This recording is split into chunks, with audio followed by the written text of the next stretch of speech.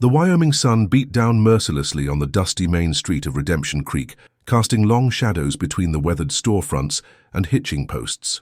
Sarah Mitchell pressed her back against the rough wooden wall of Henderson's General Store, her heart hammering as she watched her husband Thomas stride purposefully down the boardwalk toward her, his face twisted with the familiar rage that had become her daily nightmare. "There you are, woman," Thomas growled, his voice carrying the sharp edge that always preceded violence. His boots thundered against the wooden planks as townspeople instinctively stepped aside, averting their eyes from what they all knew was coming. "I told you to be home by noon. It's past 2 o'clock. Sarah's fingers trembled as she clutched the small package of thread and needles she'd purchased for mending. I was waiting for Mrs. Henderson to find the blue thread you wanted for your shirts, Thomas. She had to check the back room." The backhand came swift and brutal, snapping her head to the side and sending her stumbling into the street.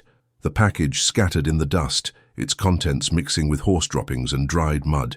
Sarah tasted blood as she struggled to her knees, her cheek already swelling. "Don't you dare make excuses," Thomas bellowed, grabbing a fistful of her auburn hair and yanking her upright. "A decent wife knows her place and keeps to her schedule." From across the street, Jake Sullivan looked up from polishing glasses behind the bar of his saloon, the Rusty Spur. Through the batwing doors, he watched the scene unfold with growing disgust. At 42, Jake had seen plenty of violence in his years running saloons from Kansas to Colorado, but something about watching a man beat a woman in broad daylight while decent folks turned away made his jaw clench. Thomas drew back his fist, and Sarah raised her arms protectively over her face, whimpering.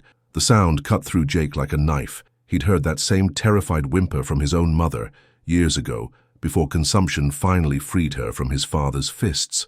"That's enough, Mitchell," Jake's voice boomed across the street as he pushed through the batwing doors, his massive frame filling the doorway. At 6'4" and built like a bull from years of handling drunken cowboys, Jake cut an imposing figure, his left hand, mangled years ago in a mining accident and earning him the nickname Iron Hand, rested on the Colt 45 at his hip. Thomas turned, his face flushed with anger and embarrassment at being challenged publicly.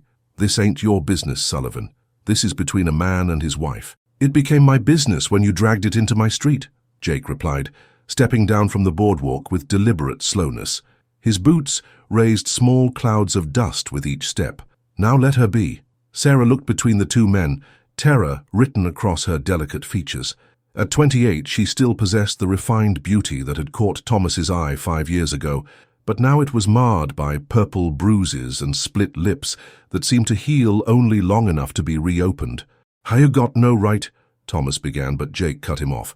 "I got every right to keep the peace in front of my establishment. You want to settle your domestic disputes? Do it on your own property."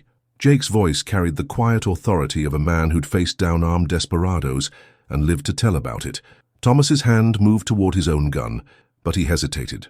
Jake Sullivan's reputation with a pistol was well known throughout the territory, and Thomas, for all his bluster, was fundamentally a coward who picked on those weaker than himself. "This ain't over, Sullivan," Thomas snarled, but he released his grip on Sarah's hair. She collapsed to her hands and knees in the dust, gasping. "Yes, it is," Jake said quietly. "Mrs. Mitchell, you're welcome to clean yourself up inside my establishment if you've a mind to." Sarah looked up at him with wide, disbelieving eyes. No one had ever intervened before. The shopkeepers, the pastor, the sheriff, they all looked the other way when Thomas Mitchell's temper flared. But this scarred, dangerous-looking saloon keeper was offering her sanctuary. Thomas's face turned purple with rage. "She's coming home with me where she belongs." "No," Sarah whispered, so quietly that only Jake heard her. Then louder, with a strength that surprised even herself. "No, Thomas. I think I'll accept Mr. Sullivan's offer." The street fell silent except for the whisper of wind through the buildings and the distant lowing of cattle. Even the usual sounds from the saloon had stopped as patrons pressed against windows to witness this unprecedented confrontation. Thomas took a step toward his wife, murder in his eyes, but found Jake's solid form blocking his path. The saloon keeper hadn't moved quickly, but he was suddenly there, close enough that Thomas could smell the whiskey and tobacco that clung to his clothes. "Walk away, Mitchell," Jake said softly, his voice carrying a deadly calm.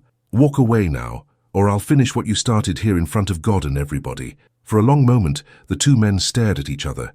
Then Thomas spat in the dust at Jake's feet and turned on his heel. "This ain't finished," he called over his shoulder as he stalked toward his horse. "She's my wife, Sullivan, My property, and I'll have her back. Jake watched until Thomas mounted up and rode hard out of town, dust billowing behind his horse's hooves. Only then did he turn to Sarah, who was still kneeling in the street staring after her husband with a mixture of terror and amazement. "Ma'am," Jake said gently, extending his good hand to help her up. "Let's get you inside before half the territory shows up to gawk." Sarah looked at his scarred, calloused palm for a moment before placing her small, trembling hand in his. As he helped her to her feet, she whispered, "What have I done? What have I done?" "You made a choice," Jake replied, guiding her toward the sanctuary of his saloon. "Maybe the first real choice you've made in years." As they walked through the bat-wing doors together, Sarah caught her reflection in the mirror behind the bar, dirt-streaked, bloodied, but with something new flickering in her green eyes. Something that looked almost like hope. The interior of the rusty Spur saloon felt like stepping into another world after the harsh glare of the afternoon sun. Oil lamps cast warm flickering light across worn wooden tables and mismatched chairs, while the smell of sawdust, whiskey and tobacco smoke created an oddly comforting atmosphere. Sarah stood just inside the batwing doors, suddenly aware of how out of place she must look, a battered woman in a torn calico dress, among the rough men who frequented such establishments. "Easy there, ma'am," Jake said softly, noticing her hesitation. "Tommy, clear out that back table," he called to his bartender, a grizzled man with silver whiskers who'd been watching the street drama unfold, "and bring some clean water and cloth." The dozen or so patrons in the saloon, cowboys, miners and drifters mostly, watched with curious eyes as Jake guided Sarah to a table in the corner, away from prying stares. She moved stiffly, each step a reminder of Thomas's fists, her ribs aching with every breath. I shouldn't be here," Sarah whispered, her voice barely audible above the low murmur of conversation that had resumed. "Ladies don't. This isn't proper." Jake pulled out a chair for her, his movement surprisingly gentle for such a large man. "Begging your pardon, ma'am, but proper went out the window when your husband decided to beat you senseless in front of half the town. Sit down before you fall down." Sarah sank into the chair gratefully, her legs suddenly feeling like they wouldn't support her weight another moment. Tommy appeared with a basin of clean water and strips of white cloth, setting them down without comment before retreating to his position behind the bar. "Here," Jake said, dipping a cloth in the water. "Let me clean that cut on your lip." Sarah flinched instinctively as he approached, and Jake froze, understanding immediately. He'd seen that same reaction in beaten animals, the expectation of more pain even from those trying to help. "I won't hurt you," he said quietly, settling back in his chair. "But that cut needs tending, and your hands are shaking too badly to do it yourself." After a moment's hesitation, Sarah nodded. Jake's touch was feather-light as he cleaned the blood from her split lip and the scrape on her cheek. His fingers were surprisingly warm, and she noticed they trembled slightly. Whether from the aftermath of confronting Thomas or something else, she couldn't tell. "There," he said, sitting back. "That should heal clean now." "Why?" Sarah asked suddenly, her green eyes searching his weathered face. "Why did you help me? No one else ever has." Jake was quiet for a long moment, staring into his whiskey glass. Outside, the late afternoon sun painted everything in shades of gold and amber, but inside the saloon, shadows were already gathering in the corners. "My mother," he said finally. "She used to make that same sound you made, like a trapped animal. My father was a mean drunk and she was too small to fight back and too scared to leave." He took a sip of whiskey. "One day when I was 16, I got big enough to make him stop, but by then, it was too late. The fear had gotten so deep into her bones that she just faded away, died of a broken spirit long before the consumption took her body." Sarah felt tears sting her eyes. "I'm sorry. Don't be sorry for me. Be sorry for yourself if you let that bastard turn you into what my mother became." Jake's voice was rough with old pain. "You got fight left in you, Mrs. Mitchell. I saw it in your eyes when you told him no." The batwing doors swung open, and Sheriff Pete Morrison walked in, his badge catching the lamplight. He was a thin man in his 50s, more politician than lawman, who preferred to keep the peace by looking the other way when it came to domestic matters. "Jake," Morrison nodded, his eyes flicking nervously to Sarah. "Heard there was some trouble in the street earlier." "No trouble, Pete. Just helping a lady in distress." Jake's voice carried a warning undertone. Morrison shifted uncomfortably. "Well now, Thomas Mitchell came by my office. Says his wife's having some kind of episode. Female hysteria, he called it. Says she needs to come home so he can get the doctor to look at her." Sarah's blood went cold. "He'll kill me," she whispered. "No, he won't," Jake said firmly. then looked at Morrison. "She's not going anywhere she doesn't want to go, Pete. Last I checked, we still had laws against beating folks bloody in the street. Now, Jake, you know how it is with married couples. Sometimes tensions run high, but it's not really our place to interfere." "Bullshit." Jake stood abruptly, his chair scraping against the wooden floor. "You telling me if somebody beat a horse that badly in the street, you wouldn't do something about it? But because she's got a wedding ring, it's none of our business." Morrison's face reddened. "That's different, and you know it.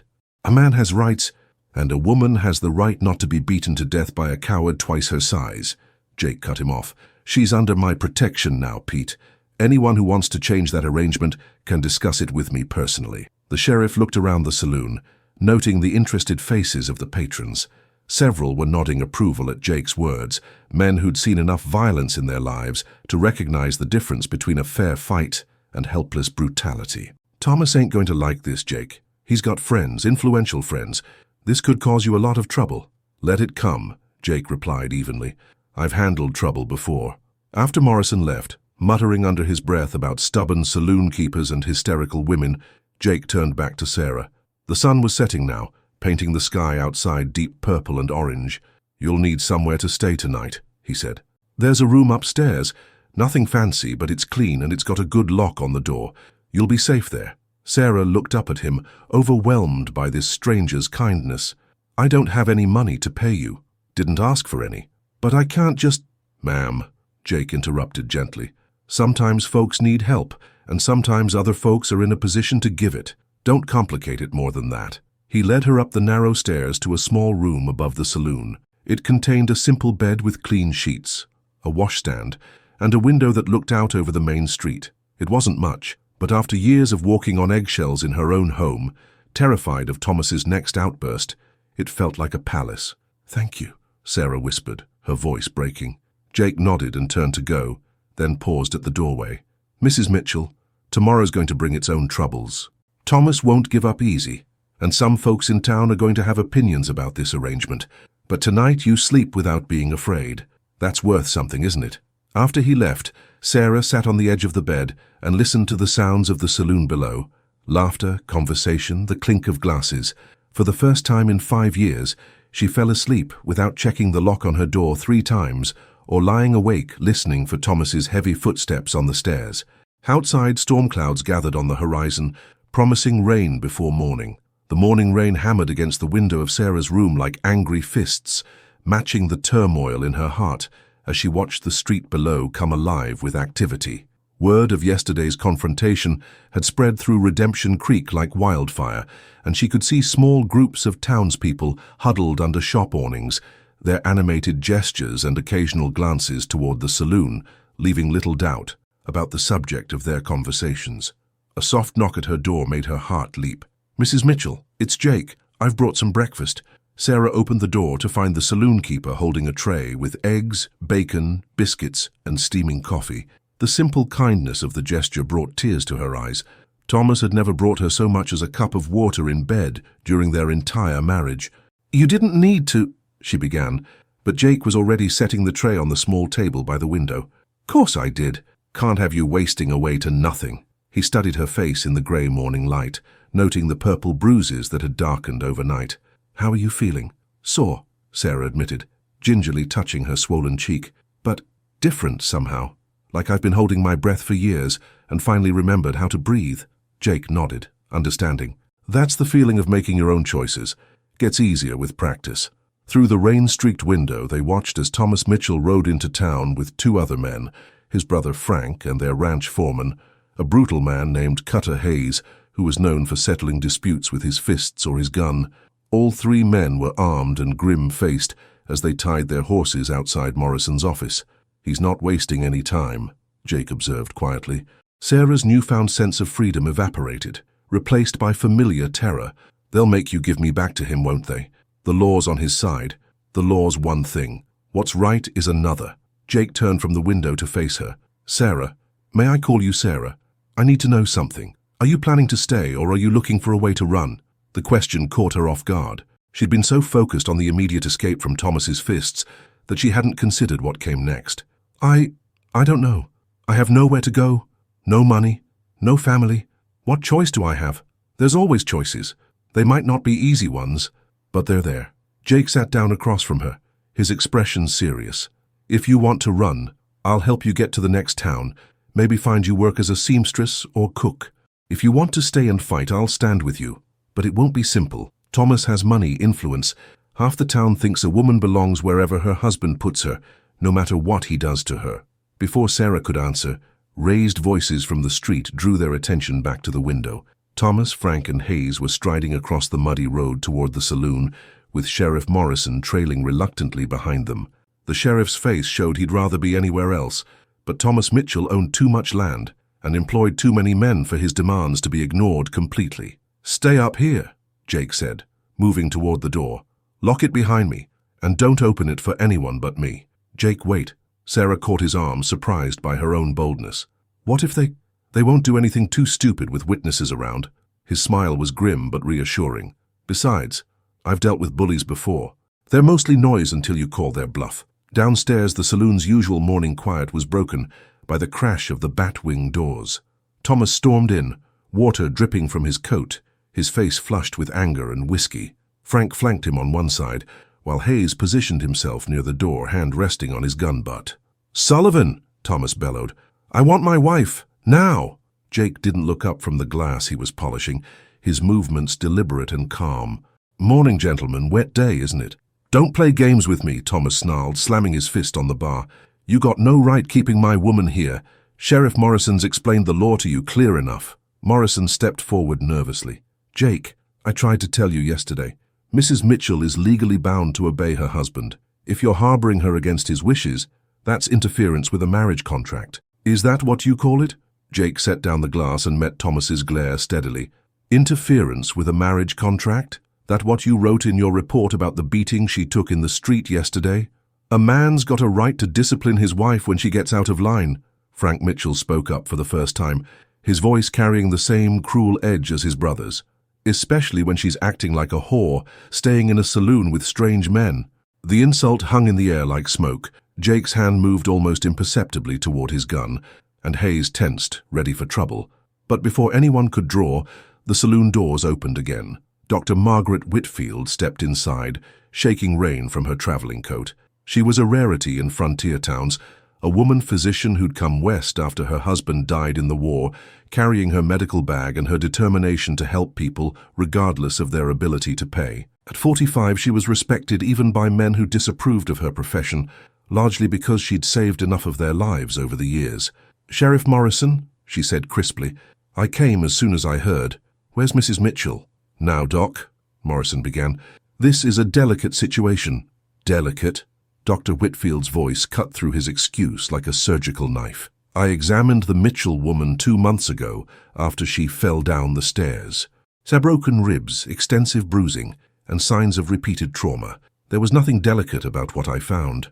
Thomas's face darkened. "That's between me and my wife, and it ain't none of your business." "It became my business when I took an oath to do no harm and help heal the injured." The doctor set her bag down and fixed Thomas with a stare that could have frozen the summer sun. "What you've done to that woman is attempted murder, plain and simple. If you were beating a stranger that way, you'd be in jail." "She's not a stranger, she's my wife," Thomas roared. "And the good book says wives should be obedient to their husbands." "The good book also says husbands should love their wives as themselves," Dr. Whitfield replied coolly. "I don't see much love in broken bones and split lips." Hayes stepped forward, his hand now openly resting on his gun. "Maybe you should mind your own business, Lady Doctor. Stick to birthing babies and leave the important matters to men." Jake's voice cut through the tension like a blade. "Hayes, you pull that iron in my place, and I'll put you down like a rabid dog. The lady's got every right to speak her piece." The standoff stretched taut as a drawn bowstring. Rain drummed against the windows, and somewhere upstairs, Sarah pressed her ear to her door, her heart hammering as she listened to the voices below deciding her fate. Finally, Morrison cleared his throat. "Look, Jake, I respect what you're trying to do, but the law's the law. Mrs. Mitchell needs to come with her husband." "Then arrest me," Jake said simply. "If I'm breaking the law by keeping a woman safe from a man who beats her bloody, then arrest me. But she's not leaving here against her will." Thomas smiled coldly. "That can be arranged, Sullivan. But you might want to think about what happens to your business when word gets out that you're running a house where married women come to play whore with the saloon keeper." The insult was calculated to provoke Jake into a fight that Thomas could claim was self-defense. But Jake had survived too many years in rough towns to be baited so easily. "Your move, Pete," Jake said to Morrison. "You going to arrest me for the crime of offering shelter to a beaten woman?" Morrison looked around the room, at Thomas's expectant face, at Dr. Whitfield's steady gaze, at Hayes fingering his gun, at Jake standing calm and ready behind the bar. Outside, the storm was growing stronger, and Pete Morrison suddenly felt like he was standing in the middle of it all. "I need to think about this," he said finally. "This is complicated." Thomas's face turned purple with rage. "Complicated? There ain't nothing complicated about it. She's my wife and I want her back." "Tomorrow," Morrison said, backing toward the door. "I'll have a decision tomorrow." As the sheriff fled into the rain, Thomas turned back to Jake with murder in his eyes. "This ain't over, Sullivan, not by a long shot. And when I get her back, and I will get her back, she's going to pay for every minute she spent under your roof." The three men left, and Dr. Whitfield approached the bar. "How you've got backbone, Jake Sullivan, I'll give you that. But Thomas Mitchell's got money and connections. He won't give up easily." "Neither will I," Jake replied, then looked toward the stairs. "Doc, you mind checking on her? Making sure he didn't do any permanent damage?" As Dr. Whitfield climbed the stairs, Jake stared out at the storm and wondered if he'd just signed both their death warrants. The storm had passed by evening, leaving the streets of Redemption Creek washed clean but tense with anticipation. Word had spread that Sheriff Morrison would announce his decision the next morning, and the town seemed to hold its breath, waiting to see whether law would side with tradition or justice. Sarah sat by her window in the gathering dusk, watching the last light fade behind the mountains. Whitfield had examined her thoroughly, documenting each bruise and break with clinical precision that somehow made the abuse seem more real, more undeniable. But documentation and justice were different things entirely. A soft knock interrupted her brooding. "Sarah, it's Jake. May I come in?" She opened the door to find him carrying 2 cups of coffee and wearing an expression she couldn't quite read. He'd changed from his usual work clothes into a clean white shirt and black vest, and she realized with surprise that he was actually quite handsome when not scowling at troublemakers. "Thought you might like some company," he said, offering her one of the cups. "Gets lonely up here, I imagine." "Lonely?" Sarah repeated, settling into her chair. I'd forgotten what that felt like. For 5 years, I was surrounded by people, but always alone. Funny how silence with a friend feels different than silence with an enemy. Jake took the chair across from her, and for a moment they sat quietly, listening to the sounds of the saloon below. Laughter, conversation, the clink of glasses. Normal sounds of people living their lives without fear. "Jake," Sarah said suddenly, "why aren't you married? A man like you with his own business. Surely there have been women." He was quiet for so long, she thought he wouldn't answer. Finally, he set down his coffee cup and looked out at the darkening street. "There was someone once, back in Colorado before I came here. Her name was Emma." His voice carried old pain, carefully controlled. She was everything good in the world. Taught school, played piano at the church, had a laugh that could make you forget whatever troubles were weighing you down. "What happened?" "I happened." Jake's smile was bitter. "I was younger then, meaner. Got into a fight with 3 men over a card game. They were cheating, but that's no excuse for what I did to them. Broke 2 of them up pretty bad. And one, well, he didn't get up again. Emma saw it all, saw what I was capable of when my temper got loose." Sarah waited, sensing there was more. She looked at me afterward like I was something that had crawled out from under a rock, said she couldn't marry a man who solved problems with violence, that she was afraid of what I might become. He flexed his scarred left hand unconsciously. She wasn't wrong. I was heading down a dark path and she was smart enough to see it. "But you changed," Sarah observed quietly. "The man who helped me yesterday, who's protected me, that's not a violent man solving problems with his fists. Maybe, or maybe I'm just older and better at picking my battles." Jake looked at her directly. "Point is, Emma was right to be afraid. Violence leaves marks on a man's soul, and some women are wise enough to see those marks and run. And some women," Sarah said softly, "have lived with real violence so long that they can tell the difference between a man who chooses to fight for what's right and one who fights because he enjoys hurting people." Their eyes met across the small table, and something passed between them, an understanding, a recognition of shared pain and hard-won wisdom. Jake reached out hesitantly, and Sarah didn't pull away when his fingers touched hers. "Sarah, tomorrow." The moment shattered as gunshots erupted from the street below, followed by shouting and the crash of splintering wood. Jake was on his feet instantly, moving to the window. "Stay back," he ordered, but Sarah was already beside him, peering down at the chaos below. Thomas Mitchell stood in the middle of the muddy street with Hayes and Frank, all three men armed and clearly drunk. Thomas held a smoking rifle, having just put 3 shots through the saloon's front windows. "Sullivan," Thomas bellowed, his voice slurred but deadly serious, "I'm done waiting for that coward Morrison to grow a spine. Send my wife out, or I'll burn this whole place down around your ears." From the saloon below came the sounds of patrons diving for cover and Tommy the bartender cursing as he swept broken glass from behind the bar. Jake's face was granite hard as he watched the scene unfold.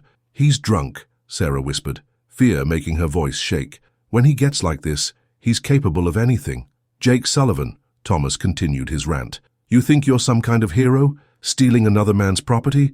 You're nothing but a saloon-keeping bastard who can't find his own woman, so you got to take mine." Jake started for the door, but Sarah grabbed his arm. "Don't go down there, please. It's what he wants, to goad you into a fight where he can claim self-defense. I can't let him terrorize the whole town, and I can't let you get killed because of me." Sarah's grip tightened on his arm. "There has to be another way." Thomas fired 3 more shots, these ones shattering the remaining windows of the general store next door. "Where are you, Sullivan? Hiding behind a woman's skirts?" The taunts continued for several more minutes, but Jake forced himself to stay upstairs, knowing Sarah was right about Thomas's strategy. Finally, Sheriff Morrison appeared, looking harried and frightened. "Thomas, that's enough," Morrison called out. "Put down the rifle before someone gets hurt." "Someone's already hurt." Thomas swayed on his feet, but kept the weapon trained on the saloon. "That son of a bitch Sullivan's got my wife and I want her back. This isn't the way to handle it. Come to my office and we'll sort this out properly." Thomas lowered the rifle slightly, his alcohol-fogged brain trying to process Morrison's words. "Your office? You mean you're actually going to do something about this?" I'll issue a writ tomorrow morning, ordering Sullivan to turn Mrs. Mitchell over to your custody." Sarah felt her world collapse around those words. Tomorrow morning she'd be back in Thomas's house, and his revenge would be swift and terrible. She looked at Jake, seeing her own despair reflected in his eyes. "You hear that, Sullivan?" Thomas shouted at the saloon. "Tomorrow morning she comes home with me, and then we're going to have a long conversation about obedience and wifely duties." The 3 men finally holstered their weapons and rode off, leaving broken glass and the smell of gunpowder in their wake. Jake and Sarah stood at the window, watching them disappear into the darkness. "I have to run," Sarah said quietly. "Tonight. It's the only way." Jake was silent for a long moment, then nodded slowly. "If that's what you want, I'll help you. I've got a horse you can take and enough money to get you to Denver. There's people there who'll help you start over. What about you? Thomas will blame you for helping me escape. I can handle Thomas Mitchell." Sarah studied his profile in the lamplight, this rough, scarred man who'd shown her more kindness in 2 days than she'd known in 5 years of marriage. Something shifted inside her, a recognition of her own strength that had been buried under years of fear and submission. "No," she said suddenly, "I'm not running." Jake turned to look at her. "Sarah, I said no." Her voice was stronger now, carrying a conviction that surprised them both. "I've been running my whole life, from my father's expectations, from Thomas's fists, from my own voice telling me I deserved better. I'm done running. Morrison's going to issue that writ. The law will be on Thomas's side." Sarah stood up, moving to her small mirror and studying her reflection, the bruises, the split lip, but also something new in her eyes. Fire, determination. "Then I guess we'll have to change the law's mind, won't we?" Jake stared at her, seeing for the first time not the broken woman who'd stumbled into his saloon, but the fighter she'd always been underneath the fear. "How do you propose we do that?" Sarah turned from the mirror, her chin raised defiantly. "By making sure the whole territory knows what Thomas Mitchell really is. By standing up in front of everyone and telling the truth, no matter who it makes uncomfortable." "That's dangerous, Sarah, very dangerous." "So is going back to him." She moved to Jake's side, looking down at the broken glass glittering in the street below. "Besides, I won't be standing alone, will I?" Jake followed her gaze to the street, then back to her face. When he spoke, his voice was quiet but rock-steady. "No, you won't be standing alone." Outside, storm clouds gathered again on the horizon, but inside the small room above the saloon, 2 people who'd found each other against all odds began to plan their stand against a world that preferred women silent and broken. Dawn broke clear and cold over Redemption Creek, the morning air crisp with the promise of autumn. By 8 o'clock, it seemed like every soul in the territory had gathered in the town square, drawn by word that the Mitchell affair would finally be settled. Farmers, ranchers, shopkeepers, and cowboys formed an uneasy crowd around the courthouse steps, their faces reflecting the deep divisions that Sarah's defiance had exposed. Sarah stood at her window, watching the crowd gather below. She dressed carefully in her best remaining dress, a simple blue cotton that brought out her eyes and made the bruises on her face stand out in stark contrast. Dr. Whitfield had insisted on documenting her injuries one final time, and the photographs now rested in Jake's coat pocket, ready to serve as evidence of Thomas's brutality. "You don't have to do this," Jake said from the doorway. He'd been pacing the room like a caged wolf all morning, his usual calm facade cracked by the magnitude of what they were about to attempt. "We could still leave. I've got 2 horses saddled and ready." Sarah turned from the window, her face pale but resolute. "Yes, I do have to do this. Not just for me, but for every woman in this town who goes to bed afraid of her husband's fists. Someone has to speak the truth, even if it's ugly." Below, Sheriff Morrison emerged from his office carrying a folded paper, the writ ordering Sarah's return to her husband. Thomas, Frank, and Hayes stood nearby, Thomas looking smugly confident, while Hayes kept his hand near his gun. The crowd parted as Morrison climbed the courthouse steps.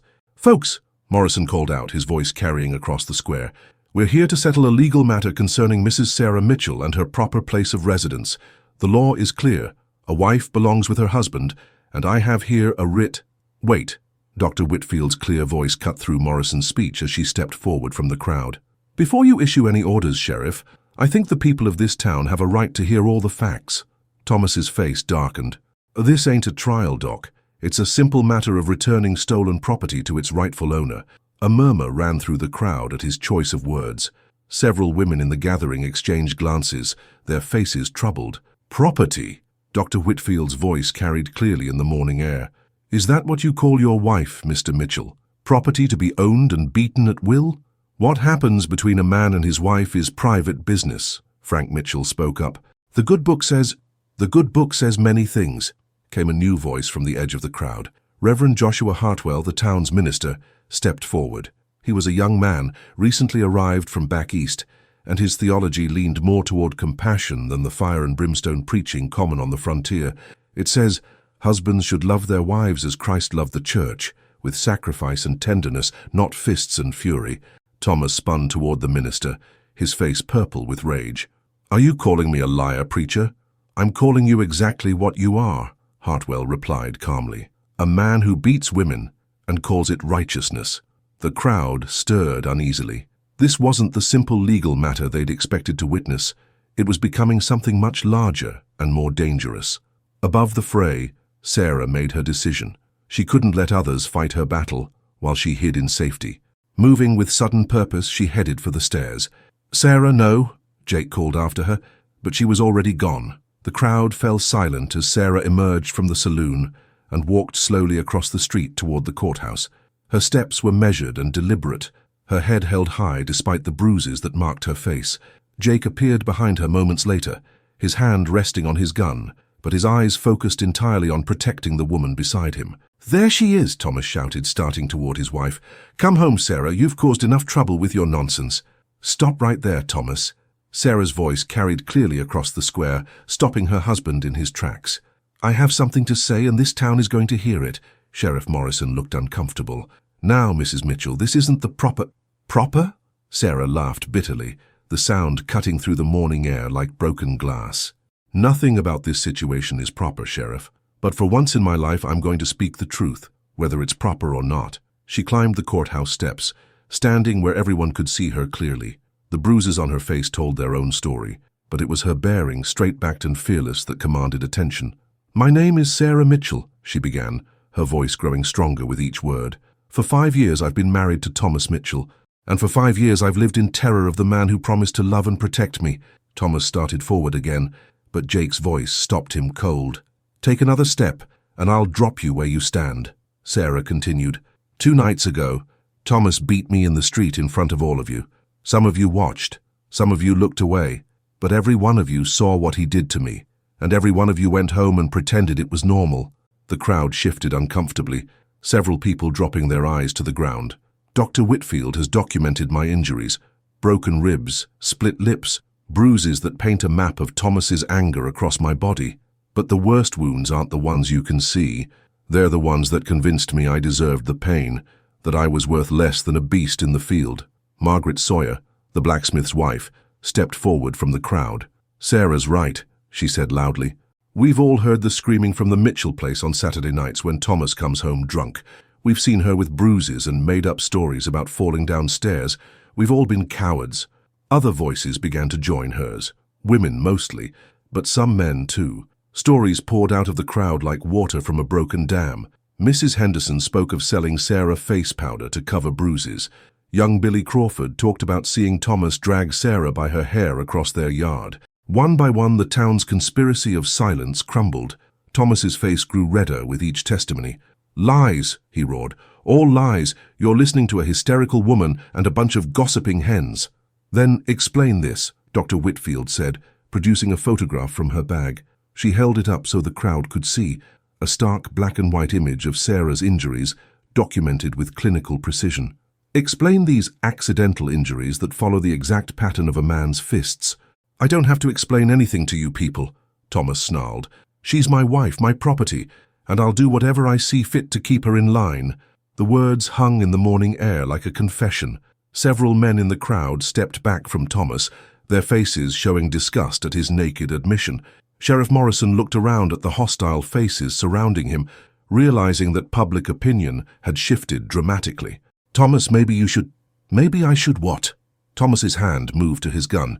Maybe I should let a bunch of interfering busybodies tell me how to handle my own wife. Maybe you should realize, said a calm voice from the crowd, that your time in this town is over. The crowd parted to reveal Judge William Chambers, the circuit judge who traveled between territorial towns. He was a man in his 60s, weathered by years on the frontier, but carrying himself with the dignity of true authority. Judge Chambers, Morrison stammered, I didn't know you were in town. I arrived this morning on my regular circuit, only to find the entire population gathered in the street for what appears to be an impromptu trial. Chambers climbed the courthouse steps, his presence immediately commanding respect.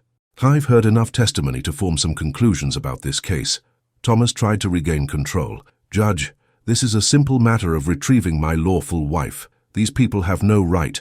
These people have every right to speak against brutality when they see it. Chambers cut him off. And what I've seen and heard this morning constitutes clear evidence of aggravated assault, regardless of marital status. The judge turned to address the crowd. The territorial law is evolving, folks. Marriage is not a license for violence, and a woman's consent to wed does not constitute consent to be beaten. Mrs. Mitchell, do you wish to remain married to this man? Sarah's voice rang clear and strong. No, Your Honor, I do not. Then I hereby grant you a decree of divorce on grounds of extreme cruelty. Furthermore, I'm issuing a warrant for Thomas Mitchell's arrest on charges of assault and battery. The crowd erupted in shocked murmurs. Divorce was rare on the frontier, and for a judge to grant one so publicly was almost unprecedented. Thomas's face went white, then flushed crimson. You can't do this. She's my wife. She was your wife, Chambers corrected. Now she's a free woman who's chosen her own path. That's when Thomas snapped. With a roar of rage, he drew his gun, pointing it directly at Sarah. If I can't have her, nobody can. Everything seemed to happen at once. Jake's hand moved faster than thought, his Colt clearing leather in a smooth draw that spoke of years of practice. The crowd screamed and scattered. Sarah stood frozen on the courthouse steps, staring down the barrel of her former husband's gun. Thomas's finger tightened on the trigger, but Jake's shot came first. The sound of the gunshot echoed off the buildings like thunder, and Thomas Mitchell crumpled to the ground, his unfired weapon falling from nerveless fingers. In the sudden silence that followed, Sarah sank to her knees on the courthouse steps, overwhelmed by the magnitude of what had just occurred. Jake holstered his gun and moved to her side, his strong hands helping her to her feet. It's over, he said quietly, his voice meant for her ears alone. It's finally over. Judge Chambers surveyed the scene with grim satisfaction. Sheriff Morrison, I trust you can handle the cleanup here. The deceased brought his fate upon himself through his own violent actions.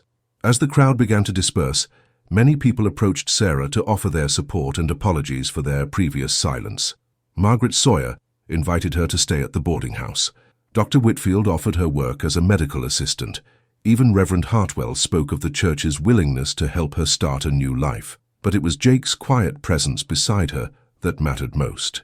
As the sun climbed higher over Redemption Creek, Sarah Mitchell, now Sarah Campbell having reclaimed her maiden name, realized that for the first time in her adult life, she faced a future filled with possibility rather than fear. "What will you do now?" Jake asked as they stood together watching the last of the crowd disperse. Sarah looked up at him, this scarred, gentle man who'd shown her that not all strength was used for cruelty. "I think," she said with a smile that transformed her bruised face into something beautiful, "I'd like to learn what it means to live without being afraid." "And where will you do that learning?" She glanced at the saloon, then back at his weathered face.